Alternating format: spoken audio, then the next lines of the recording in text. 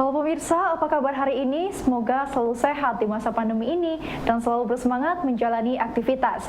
Bagi pemirsa yang harus tetap bekerja di luar rumah, jangan lupa menggunakan masker. Hari ini program Berita News Point hadir menjumpai Anda bersama saya, Amirah Dinda. Selama 30 menit ke depan, News Point akan menyajikan berita terbaru seputar Universitas Brawijaya dan Malang Raya. Jangan kemana-mana, keep on our channel News Point.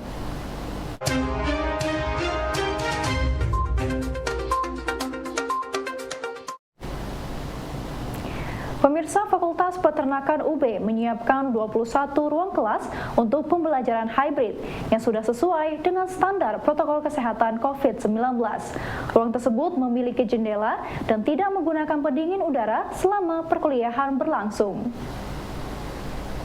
Wakil Dekan Bidang Akademik Fapet UB, Profesor M. Halim Natsir menjelaskan, sesuai dengan ketentuan Fakultas Peternakan sudah menyiapkan 21 ruangan kelas hybrid yang memiliki jendela langsung dan tidak menggunakan pendingin udara.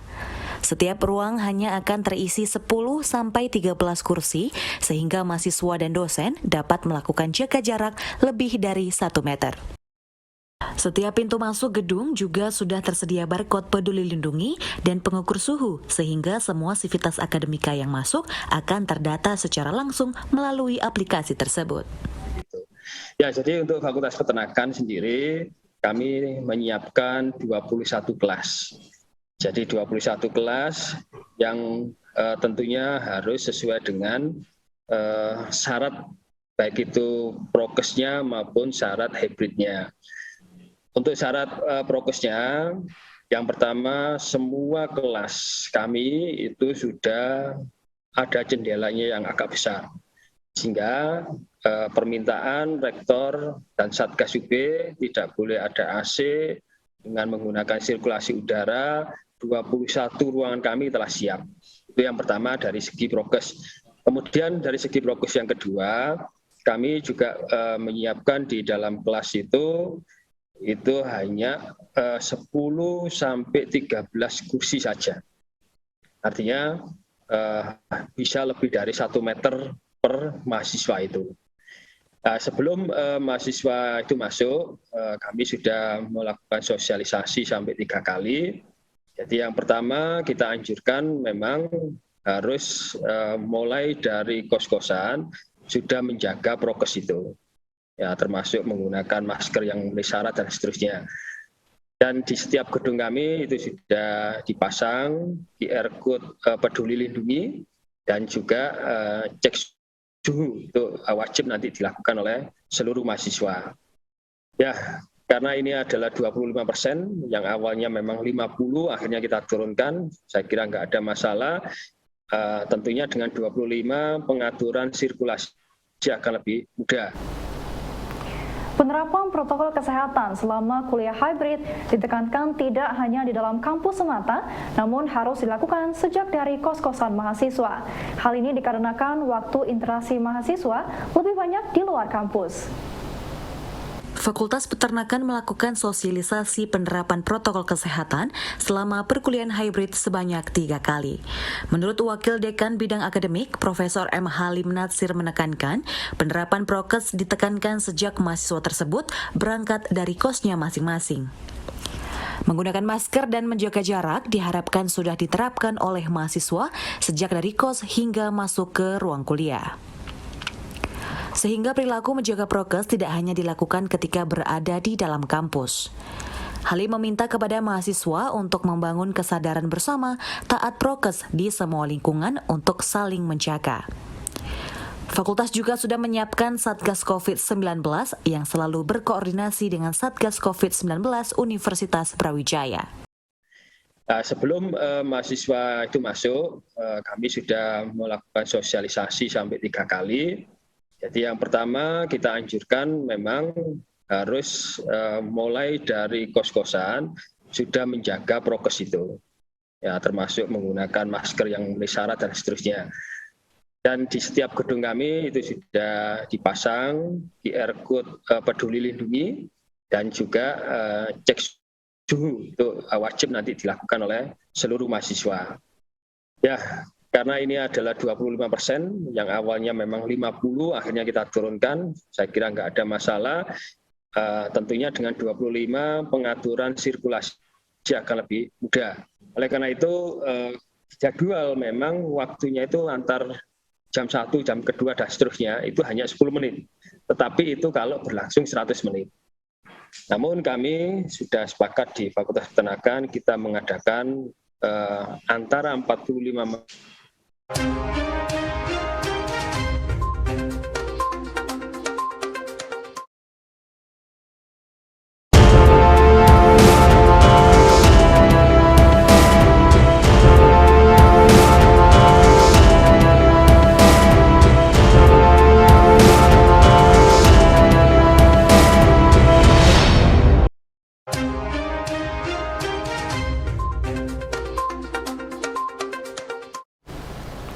Pemirsa, berbagai kegiatan Merdeka Belajar Kampus Merdeka Semeru, Universitas Brawijaya gelombang pertama per 21 Januari 2022 kemarin.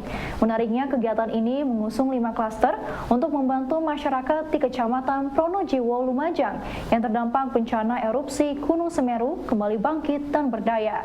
Salah satu klaster yang ada yakni klaster pemetaan bencana dengan PIC Adi Pandang Yudono kepada Newspoint Jumat 5 Februari 2022. Adi Pandang mengatakan di klaster pemetaan bencana ada 3 tematik yang diangkat, yakni pemetaan dampak bencana dan potensi area tambang, potensi untuk pengembangan pariwisata, dan potensi untuk pengembangan peternakan. Jadi mereka di sana akan diminta akan membangun aplikasi untuk survei. Kemudian juga nanti akan data-data tersebut akan diinput sama mereka. Kemudian nanti mereka juga akan membangun dashboard. Dashboard itu semacam kayak di comment center itu ya. Kita lihat ada layar besar, kemudian ada laporan masuk. Nah, seperti itu. Dan untuk klaster pemetaan ini terbagi atas 3 tematik kecil. Ya, jadi ada pertama adalah pemetaan dampak bencana dan potensi untuk area tambang. Kemudian kedua adalah potensi untuk pengembangan pariwisata, dan ketiga adalah potensi untuk pengembangan usaha peternakan. Nah, ini pembagian ini kita bagi berdasarkan background daripada peserta MBKM di klaster kami gitu loh, di klaster, sehingga itu kita lihatkan jadi implementasi mereka di apa yang mereka udah peroleh di kuliah, apa yang mereka udah peroleh di teori di MBKM Semeru tersebut dia bisa aplikasikan dengan ada tambahan pengetahuan skill terkait dengan penggunaan peta secara digital di dalam penerapan untuk pengembangan potensi tematik tadi. Selain fakultas, Badan Eksekutif Mahasiswa atau BEM juga membantu melakukan pengawasan pelaksanaan protokol kesehatan selama perkuliahan hybrid. Salah satunya yakni dengan menurunkan tim pemantau pelaksanaan prokes. Zidan selaku Presiden BEM Fapet UB menuturkan BEM sudah menugaskan tim mahasiswa untuk ikut memantau pelaksanaan prokes dalam kegiatan di fakultas. Jadi mengenai permasalahan itu sebenarnya kan dari BEM juga, dari BEM Peternakan, BEM Fakultas Peternakan ini udah benar-benar siap di plan A sama plan B. Katakanlah memang nanti situasi dan kondisi tidak memungkinkan kita untuk melaksanakan kegiatan secara offline atau daring, itu kita udah siap. Jadi program-program kerjanya yang nanti untuk mahasiswa itu udah siap dilaksanakan online juga, kayak gitu. Nah terus apa yang bakalan dilakuin oleh BEM? Jadi memang BEM ini benar-benar ke belakang, udah sering koordinasi sama fakultas juga udah siap, BEM Fakultas Peternakan juga udah siap untuk mengawal, terus memaintain nanti protokol kesehatannya di mahasiswa itu seperti apa, terus kita juga udah siap buat mengawal. Siapnya ini kita mendelegasikan 3 anggota kita, 2 dari BPH, 1 dari staff, untuk menjadi maintenance dari protokol kesehatan. Jadi dia yang memaintain sekiranya ada hand sanitizer yang kosong, terus juga dia yang terus menghimbau teman-temannya supaya dia ini bisa lebih menaati protokol kesehatan.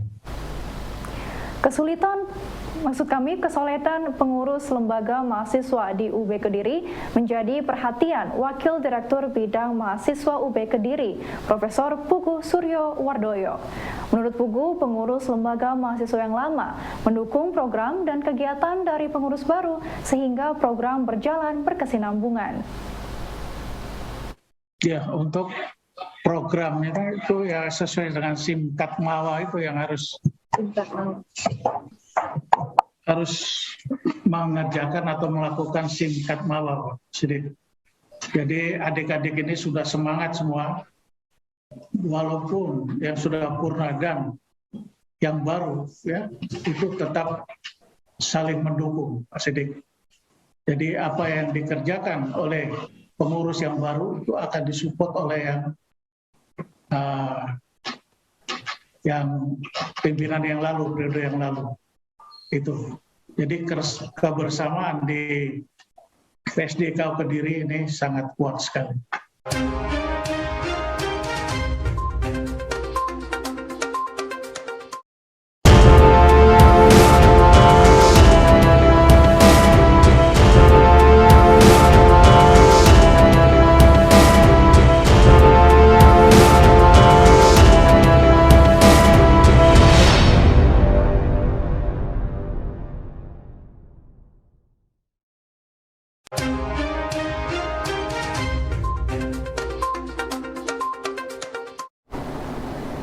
Pemirsa, selain perkuliahan yang menjadi perhatian adalah kegiatan praktikum mahasiswa di laboratorium.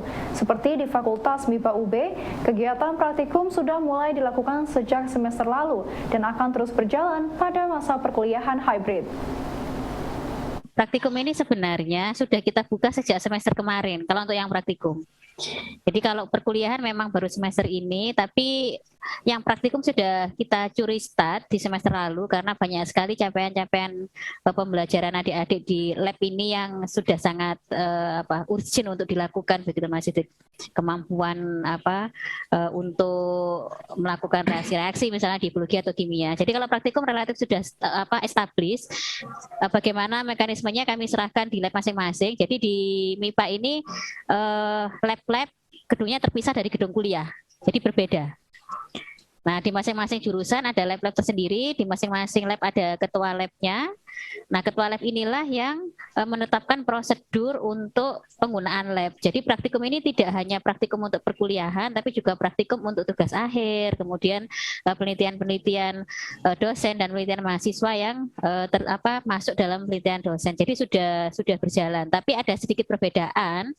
Untuk praktikum ini sistemnya tidak sepanjang semester, tapi di sistem blok, Mas Sidik. Jadi misalnya 2 atau 3 minggu itu diselesaikan seluruh praktikum, diusahakan tidak mengganggu jadwal perkuliahan biasa, sehingga mahasiswa tidak perlu lama-lama ada di Malang untuk praktikum. Itu semester kemarin. Nah, untuk yang semester ini dua-duanya sudah mulai jalan beriringan. Untuk yang praktikum tampaknya tetap, jadi pengaturannya kita memprioritaskan praktikum-praktikum yang memang urgent, jadi tidak selengkap seperti sebelumnya, tapi kompetensinya sudah didapatkan oleh adik-adik dan itu sudah diatur oleh masing-masing lab. Prokes terjaga, masih mengikuti SE tentang penggunaan lab yang di masa pandemik dulu. Penggunaan teknologi dalam dunia pendidikan yang terus berkembang menjadi salah satu tujuan dari Prodi Administrasi Pendidikan via UB untuk menggandeng Tarlak Agriculture University untuk bekerja sama. Menurut Kaprodi Administrasi Pendidikan, Dr. Hermawan, Tarlak University merupakan salah satu kampus di kawasan Asia Tenggara yang memiliki adaptasi penggunaan administrasi pendidikan tinggi. Administrasi Pendidikan via UB sendiri, menurut Hermawan, saat ini sudah memiliki kurikulum internasional sehingga tidak sulit untuk melakukan kolaborasi dalam kegiatan perkuliahan. Kalau saya lihat sekilas ya, mungkin Pak Lukman lebih paham ya. Tarlak Agricultural University. Itu ada kata-kata agriculture ya. Itu sebenarnya kalau di Indonesia itu seperti IPB ya. Institut Pertanian Bogor. Yang sekarang ini di IPB itu sudah, meskipun namanya pertanian ya, isinya program studinya macam-macam. ada ekonomi, bahkan ada kedokteran, ada mata kuliah atau program studi yang tidak semuanya pertanian begitu. Ya, Tarlak itu juga demikian. Mereka itu memiliki beberapa kajian-kajian yang bersifat education. Contohnya school leadership, kemudian educational teknologi atau learning teknologi. Kemudian juga ada literasi education dan atau literasi spesialis. Yang kami tertarik dari mereka punya program-program yang mirip dengan kependidikan. Nah, yang lebih spesifik lagi, mereka tuh basis teknologinya lumayan bagus. Ini termasuk salah satu universitas yang rankingnya tinggi ya di Filipina dari sisi teknologi. Nah, kami akan coba dengan Tarlak itu siapa tahu bisa menyerap dari konteks educational teknologinya. Sektor primer seperti air dan energi merupakan dua lahan yang membutuhkan pendampingan pengabdian masyarakat dari kalangan perguruan tinggi. Hal tersebut disampaikan Rahmat, seorang mahasiswa UB yang terlibat dalam pengabdian masyarakat dalam 2 tahun ini. Penemu Goreter dalam PKM tahun 2021 ini beralasan sektor air dan energi saat ini menjadi hal yang krusial dalam masyarakat karena masih banyak masyarakat yang belum mendapat akses air dan energi yang layak.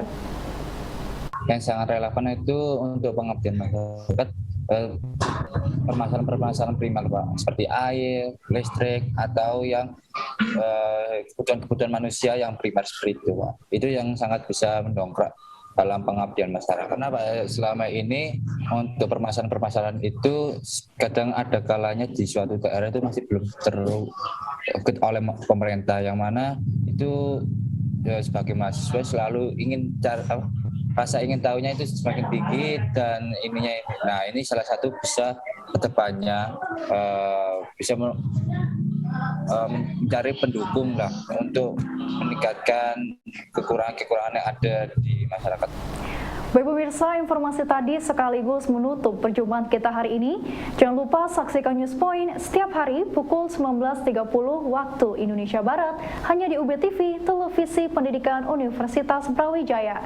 Saya Amira Dinda dan seluruhku yang bertugas pamit undur diri. Tetap patuhi protokol kesehatan, wajib menggunakan masker. Terima kasih dan selamat beraktivitas.